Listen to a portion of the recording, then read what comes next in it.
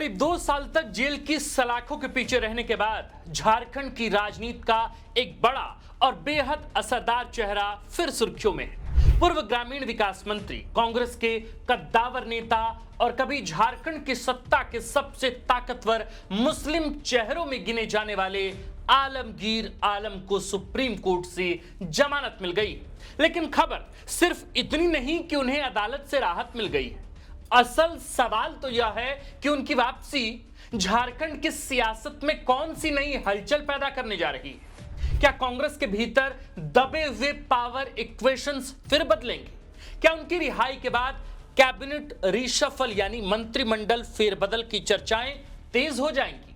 क्या अल्पसंख्यक राजनीति में फिर आलमगीर कैंप का असर बढ़ेगा?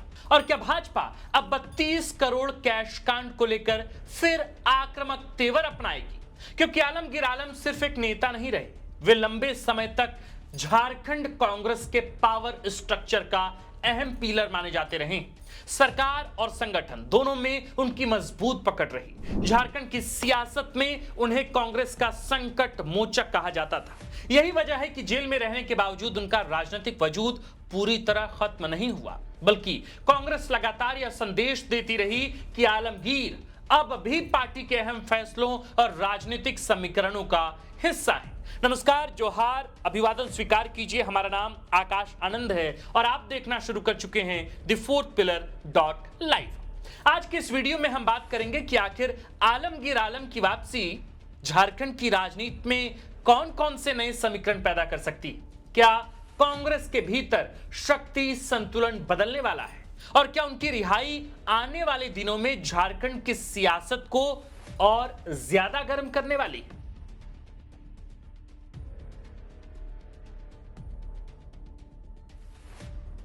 आलमगीर आलम झारखंड की सियासत का एक ऐसा नाम जो कांग्रेस के दिल्ली दरबार से लेकर संताल परगना के गांव तक अपने पॉलिटिकल नेटवर्क की वजह से काफी असरदार और वजनदार माना जाता रहा है।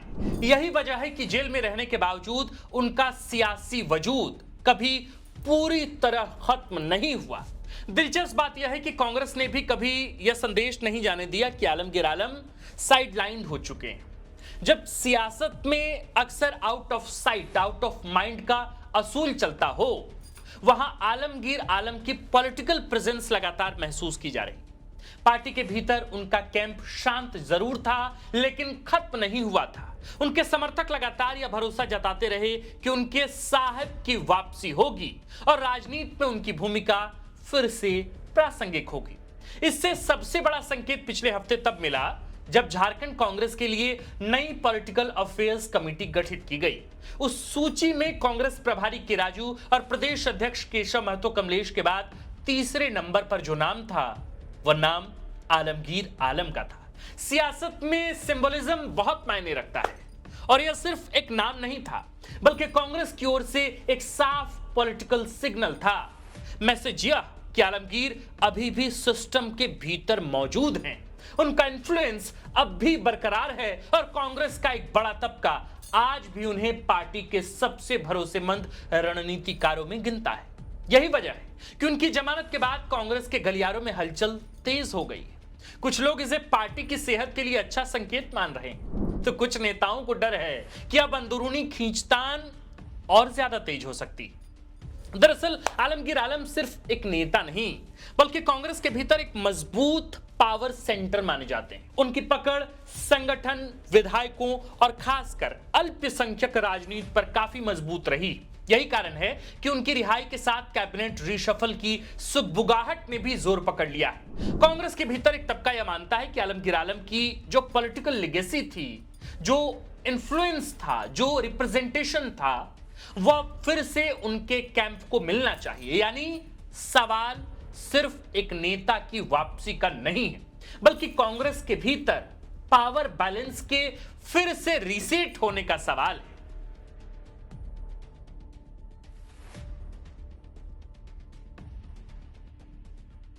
लेकिन झारखंड की कांग्रेसी सियासत में नई सुगबुगाहट की इस पटकथा को समझने से पहले उस घटनाक्रम को समझना जरूरी है जिसने झारखंड कांग्रेस के इतने ताकतवर चेहरे को सत्ता के गलियारों से उठाकर जेल की सलाखों के पीछे पहुंचा दिया था। तारीख थी 15 मई साल 2024। ईडी ने ग्रामीण विकास विभाग के कथित टेंडर कमीशन घोटाले और मनी लॉन्ड्रिंग मामले में आलमगीर आलम को गिरफ्तार किया। उनके निजी सचिव संजीव लाल के करीबियों के ठिकाने से करीब 32 करोड़ 20 लाख रुपए नकद बरामद हुए थे। नोटों के पहाड़ की तस्वीरें पूरे देश में सुर्खियां बनी। भाजपा ने इसे भ्रष्टाचार का सबसे बड़ा प्रतीक बताया। विपक्ष ने सीधे हेमंत सरकार को कटघरे में खड़ा किया। उस वक्त ऐसा लग रहा था कि आलमगीर आलम का राजनीतिक करियर लगभग खत्म हो चुका है। कई लोगों को लगा कि कांग्रेस अब उनसे पूरी तरह दूरी बना लेगी।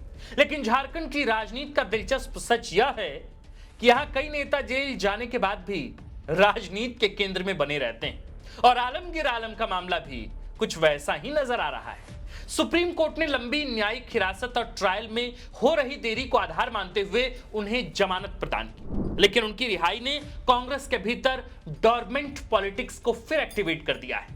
अब निगाह सिर्फ इस बात पर नहीं कि आलमगीर जेल से बाहर आएंगे, बल्कि इस पर है कि उनकी वापसी के बाद कांग्रेस के भीतर कौन मजबूत होगा और कौन कमजोर पड़ेगा, और झारखंड की सत्ता की राजनीति में कौन से नए समीकरण आकार लेने लगेंगे।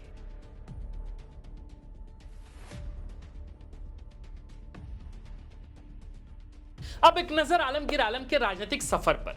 एक छोटे पंचायत स्तर के नेता से लेकर झारखंड की सत्ता के सबसे प्रभावशाली चेहरों में शामिल होने तक उनका सियासी सफर लंबा, असरदार और दिलचस्प रहा है। 1978 में उन्होंने अपने गृह पंचायत महाराजपुर से सरपंच के तौर पर राजनीति की शुरुआत की। धीरे धीरे उन्होंने संताल परगना की जमीन पर अपनी मजबूत राजनीतिक पकड़ बनाई। वक्त के साथ वे सिर्फ पाकुड़ के नेता नहीं रहे, बल्कि कांग्रेस के सबसे भरोसेमंद मुस्लिम चेहरों में गिने जाने लगे।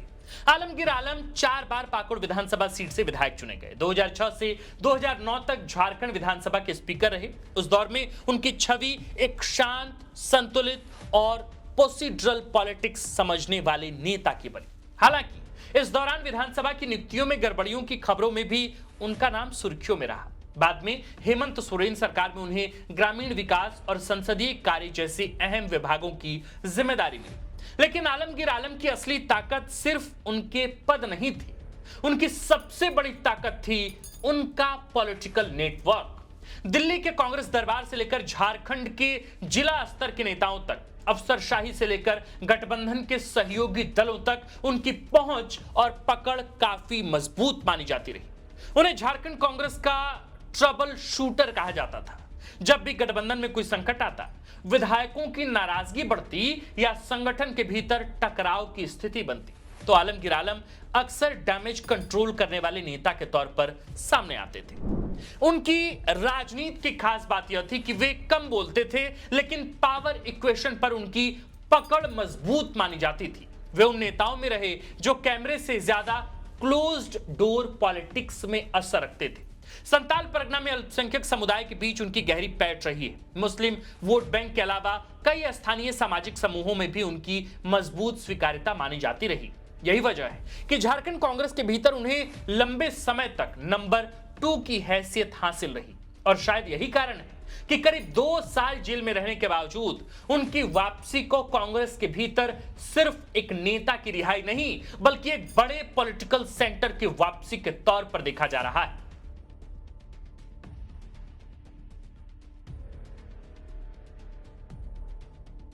आलमगीर आलम की गिरफ्तारी के बाद कांग्रेस ने तुरंत डैमेज कंट्रोल स्ट्रेटेजी पर काम करना शुरू कर दिया था।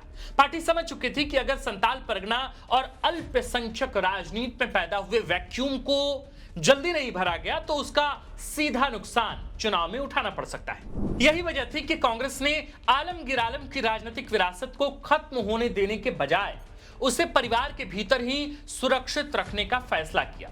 उनकी पत्नी निशात आलम को पाकुड़ विधानसभा सीट से चुनावी मैदान में उतारा गया और वे विधायक भी निर्वाचित हुए। यह सिर्फ एक चुनावी फैसला नहीं था, बल्कि एक साफ पॉलिटिकल मैसेज था, राजनीतिक संकेत जिसे कहते हैं। मैसेज यह कि आलमगीर आलम भले ही जेल में हो, लेकिन उनका पॉलिटिकल बेस अब भी इंटैक्ट है। और कांग्रेस उनके कैंप को कमजोर पड़ने देना नहीं चाहती। लेकिन अब जब आलमगीर आलम खुद ही जेल से बाहर आ चुके हैं तो कांग्रेस के भीतर नए समीकरण बनने की चर्चा तेज हो गई। सबसे ज्यादा हलचल मंत्रिमंडल को लेकर है। दरअसल आलमगीर आलम के जेल जाने के बाद कांग्रेस ने अल्पसंख्यक चेहरे के तौर पर इरफान अंसारी को मंत्री बनाया था। इरफान एग्रेसिव पॉलिटिक्स और आउटस्पोकन स्टाइल के लिए जाने जाते हैं, लेकिन उनके कई बयान कांग्रेस और सरकार दोनों के लिए असहज स्थिति पैदा करते रहे। कभी विवादित टिप्पणियां, कभी राजनीतिक बयानबाजी, तो कभी कोई पॉलिटिकल स्टंट। इरफान अंसारी लगातार कंट्रोवर्सी के केंद्र में बने रहे। ऐसे में अब कांग्रेस के भीतर यह चर्चा तेज हो सकती है कि अल्पसंख्यक प्रतिनिधित्व के नाम पर एक बैलेंस्ड और कंट्रोल्ड फेस सामने लाया जाए। और इस चर्चा में सबसे ज्यादा नाम आलमगीर आलम की पत्नी विधायक निशात आलम का लिया जा रहा है। अगर ऐसा होता है तो कांग्रेस के भीतर नई रस्साकशी शुरू होना तय माना जा रहा है, क्योंकि यह सिर्फ एक मंत्री पद का सवाल नहीं होगा, बल्कि इन्फ्लुएंस, रिप्रेजेंटेशन और पावर शेयरिंग की लड़ाई भी बन सकती है। दिलचस्प बात तो यह है कि आलमगीर आलम भले जेल में थे, लेकिन उनका कैंप कभी पूरी तरह कमजोर नहीं पड़ा। उनके पर्सनल चैम्बर की कुर्सी तक खाली रखी गई। कहा जाता है कि आज तक उस कुर्सी पर कोई नहीं बैठा। सियासत में ऐसे सिंबॉलिक जेस्चर्स यूं ही नहीं होते। इसका मतलब साफ है, पार्टी के भीतर आज भी एक बड़ा तबका आलमगीर आलम को साहब मानता है और उनकी वापसी को कांग्रेस के भीतर एक बड़े पॉलिटिकल कमबैक की तरह देख रहा है।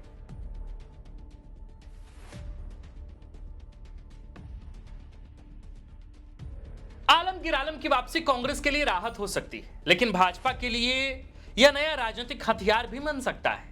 भाजपा पहले ही हेमंत सरकार पर भ्रष्टाचार के आरोप लगाती रही है। अब आलमगीर आलम की रिहाई के बाद पार्टी फिर 32 करोड़ कैश कांड को जोर शोर से उठाने की तैयारी कर सकती है।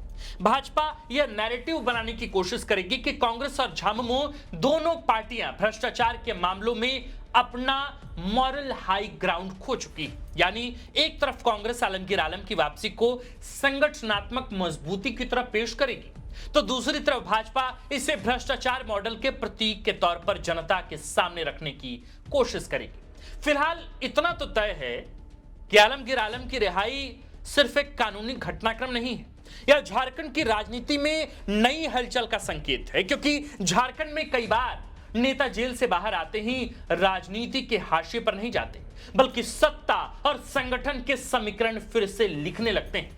अब देखना यही होगा कि आलमगीर आलम की वापसी कांग्रेस को नई ताकत देती है या फिर पार्टी के भीतर दबे हुए अंतर विरोधों को और ज्यादा सतह पर ले जाती है। लेकिन इतना तय है, झारखंड की राजनीति में आलमगीर आलम की वापसी ने सियासी पारा जरूर बढ़ा दिया है। बहरहाल आप इस पूरे मसले पर क्या सोचते हैं? आलमगीर आलम की रिहाई को, जमानत पर उनके बाहर आने को और मंत्रिमंडल में फेरबदल को लेकर चल रही चर्चाओं को कैसे देखते हैं?